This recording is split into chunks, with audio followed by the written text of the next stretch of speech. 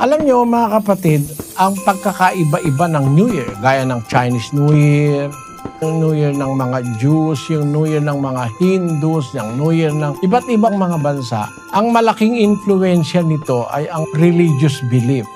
Halimbawa, sa mga Romano, yung ating tinatawag na Roman calendar, ngayon, influensyado yan ng mga Romano, especially ng pagan Rome. Yun namang kalendaryong Israel, yan naman ay kalendaryo ng mga Jewish people.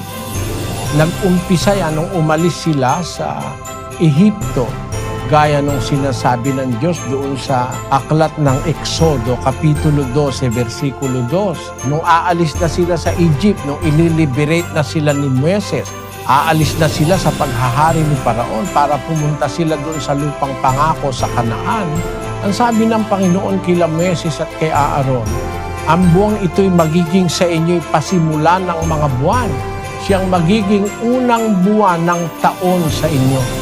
Kaya yung Jewish calendar na nag-umpisa nung panahon ni Moises ay iba sa Egyptian calendar. Bakit?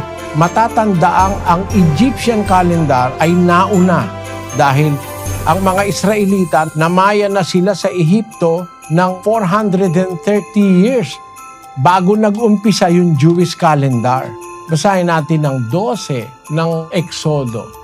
Ang pakikipamayan nga ng mga anak ni Israel na ipinakipamayan nila sa Ehipto ay 430 taon. At nangyari sa katapusan ng 430 taon, nang araw ding yaon ay nangyari na ang lahat ng mga hukbo ng Panginoon ay umalis sa lupain ng Ehipto. On that very night, nag-umpisa naman ang calendar ng Jewish people.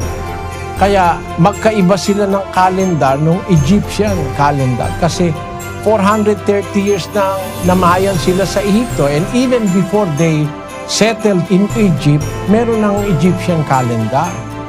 Mas matanda yung Egyptian calendar kaysa sa Jewish calendar. At ganun din naman itong Roman calendar. Mas matanda naman yung Jewish kaysa dito sa Roman calendar.